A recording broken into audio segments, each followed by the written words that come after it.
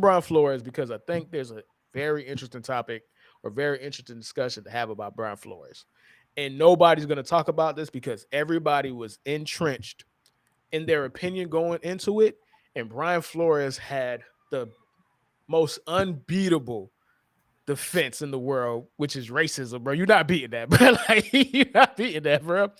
You're not beating racism, and you're not beating prejudice, and um, you're not beating getting ahead because you lost a job to a white guy, right?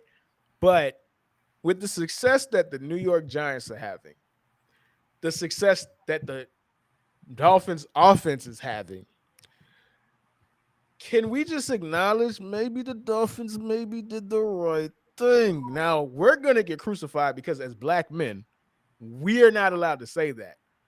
But at the end of the day, you gotta call a spade a spade. Was Stephen Jones right? Oh, I mean, listen, man. I'll put it like this, man. I'm happy Wait, for wait, us. wait, wait, wait, wait, wait. We got some people in, bro. If you're in, you're watching, make sure you comment. We want to see what you guys got to say, bro. We want you guys to be a part of the conversation as well, bro. Go ahead, Rob. No, I mean, listen, man. I don't listen. We are clearly. I mean, okay, we're 3-3 right now, but from a broader perspective, right? Look, for Dolphins fans who are watching the show, or for those who will come across the show, there is a silver lining, especially if Tua can come back and remain healthy. We have via whatever weird statistic metrics that they use, we have the 22nd hardest schedule. We started with one of the hardest schedules in the league, and we actually ate the hardest games. The Patriots, Ravens, and the Bills were our three hardest games, and we won those. We managed to lose three games that we could have had, but listen, it is what it is. We're 3-3. Injuries, though. You could chalk it up to injuries, though. You It could was chalk it injuries, up to right? injuries. You could chalk it up to So injuries. So we're getting some keep guys back. You know what I'm saying? We got games up against, the Lions and games against the Bears. And we have games against teams we can be better than the Pack. Am I scared of the Packers? Right, No. okay, right. Now, what does that have to do with Brian Flores? So I understand. Oh, Like no, no. You're right. You're right. I got a little too excited. But but okay. listen, Herb, my point Yeah, is got you, got you, I got am you. excited. Like, Got you. Brian Flores, listen, man. Last year was a painful season. Herb. It was painful. Like my last few images of Brian Flores is just pain because that's what last season was. On top of drama, on top of all types of things, like there was so much going on when he was here, and especially when you read reports about things that were going on in the locker room. Everybody wants to talk about him getting fired, but what about the fact that he was randomly drug testing Tua like 10 times in a month? Like, huh? For what? Like, what about him purposefully making sure the defense and the offense didn't like each other? Like people say no one was ever good enough for Flores. Like he just didn't really he's a listen, I'm not gonna take away from his defensive acumen. The guy can coach defense. He can coach defense so well that we kept his disciple, who, even though our numbers defensively don't look good, our defense hasn't been that bad. They've been more middle of the pack. But ultimately, we kept his disciple because we believe, like, hey, this system actually works. So the guy can coach defense, but what he's not, I just don't think he's a good. He falls under the same thing that all the Belichick guys are. They all these Belichick guys go into an organization that think they can be Belichick, and that's what you get with a guy like that. And guys like that haven't had success in the NFL. You can't think of a guy. If they had success, it was minimal. Look at Josh McDaniels right now. He left Daddy's lap, and the Raiders are what, 1-4? A team that has Devontae Adams, arguably the best receiver in football. He was the best receiver in football last year, one of the best this year. Derek Carr, who's been a top 10 quarterback MVP candidate in the past, and you can't do Hunter Renfrow. You got Hunter Renfrow and Devontae Adams running into each other, bro. That's what Belichick disciples get you. So, look, when it comes to Flores, man, sayonara, bro. I don't feel bad at all.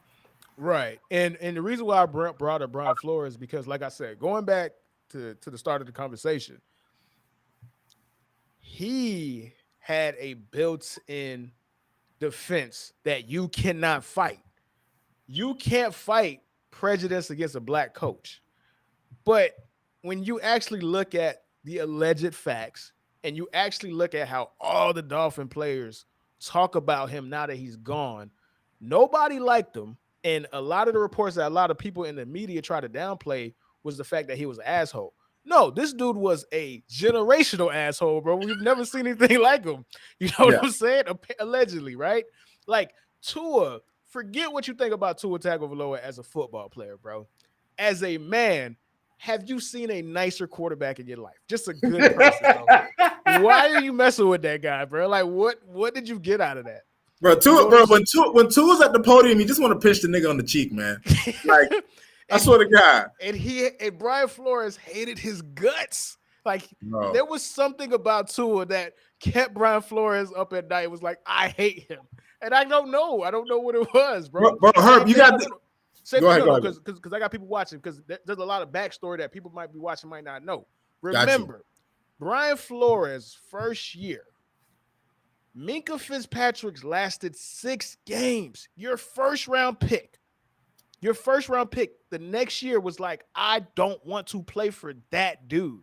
You Yeah. lost somebody who became an all-pro safety because of that man. And Yep. I think all of that got lost because everybody just saw black man got fired from a white-owned organization, and everybody was out to get him. And he didn't want to play. He didn't want to play nice with the fact that Stephen Ross wanted to get Tom Brady.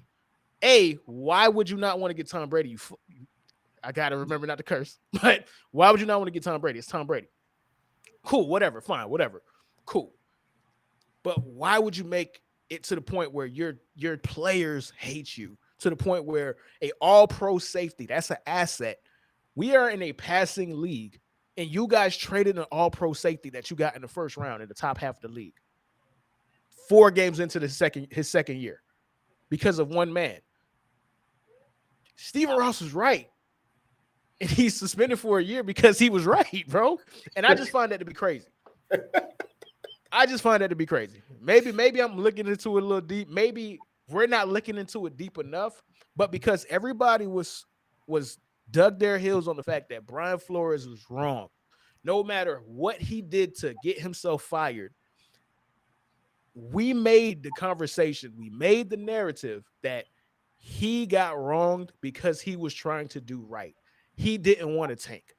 He didn't want to do this or this or this or that. We made him a hero when he was a tyrant the entire time. Yeah. Dude. And the guy straight up told Tua, like, yo, I want Deshaun.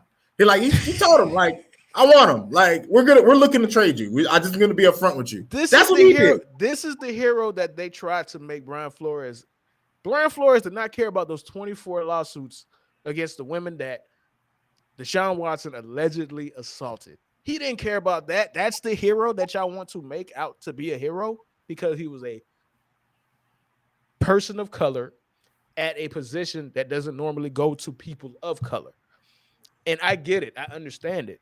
But seeing Mike McDaniels transform the offense, seeing you guys have a top 8 offense right now, seeing the joy and happiness that grown men have because he's gone, bro.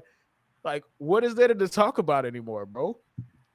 Well, Herb, like what often happens in the media, right? Like there is the story that we see that the reporters give us, right? The big splash, and then there's everything that happens. I've seen so many accounts of people who had things happen to them where you read the media story or you see it on the news, and then when you speak to those people, they're just like, that's not how it happened. They just took bits and snippets and they manipulated it.